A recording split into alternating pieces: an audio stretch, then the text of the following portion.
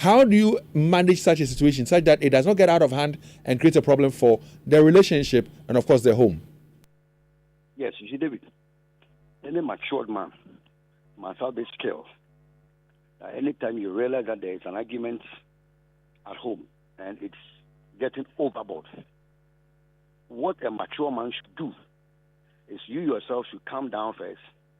Put your hands around the neck of your wife and tell her to calm down. You continue this conversation at another time.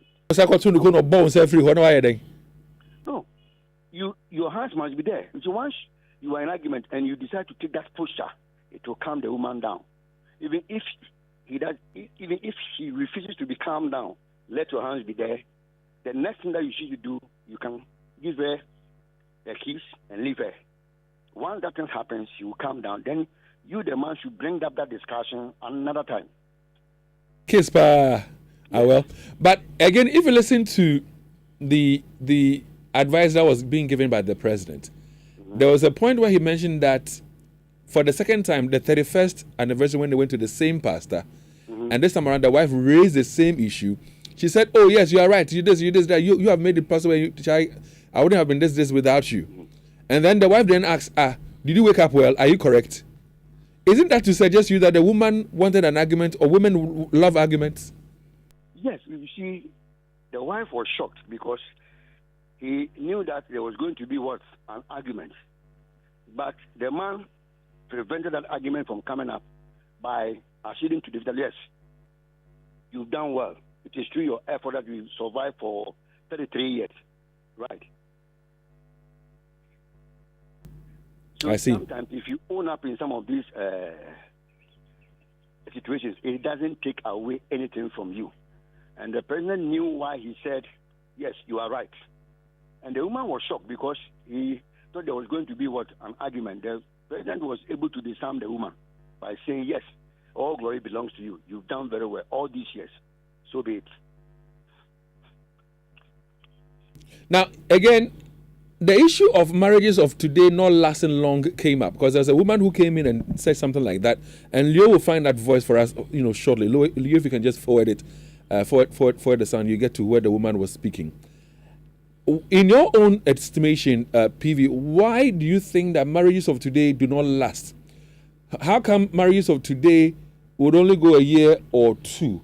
And if you don't mind, please hold on for me. Let me try and see if Leo has found that voice. So we play it. Leo, please. Marriages last 1 year, 2 years, maximum is 5 years. For the past 10 years, marriages, most of them don't last long. So I congratulate you for being 33 years in marriage. So, PV, if the woman says that marriages don't last long these days, it lasts 1 year, 2 years, maximum 5 years for the past 10 years, that is how it's been. What do you think accounts for this? That today's couples do not stay together for 10 years, 20 years? David, let me tell you the gospel truth about what the woman said. The whole thing is that, don't forget, marriage is an institution. And before you be admitted to any institutions, you must qualify to become a member of that institution, which means that you must be taught about how marriage is. But what do we see today? Most of the parents have slept on the job. Most of the parents came through the hands of defective parenting, and they have given birth to. So what do you think is going to happen? Much as some marriages don't last 1 year, others also last more than 10 years because of what they've gone through. Because you see, parents are supposed to teach their children, either male or female, how you should even accommodate the opposite sex, how you should talk, how you should relate. If you want to get married, what it means is that as a man or as a woman, you surrender your personal right and so on and so forth, because you are going to live with somebody who has his own upbringing and you also have your own. You see, some of these things, the children must be told, they must go through some of these teachings so that when they get married, right, they will be able to withstand some of these things. But what do we see today? Nothing. Parents, even the parents themselves are defective, they are not even enjoying their marriage, how will their children grow to become successful partners? And it doesn't work like that. You need to be told, you need to be taught how you should behave as a married man, a married woman, what you should do maybe in the first 5 years without a child. Once you start having children, you must have a fair knowledge, and that fair knowledge must be imparted to the children by their parents.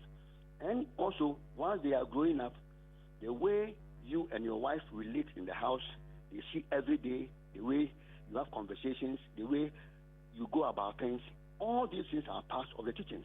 But you realize that somebody will live with the father or the mother. Some of them will be lacking some of these things, and when they get married, it becomes a problem. All right. So you want to ask, or should I go ahead? Yeah. Uncle PV. Yeah. About this argument bit, you know, some of us, we are not married, but I try plan a cranty and how, you know, some of these things work. Don't you think if we say we should just let the women not argue with women, we are giving them a headway to go away with whatever they want? So let me rephrase it, or let me add something to it. We know that we're told when we're growing up that the head of the family is a man. The man is supposed to be the head of the family.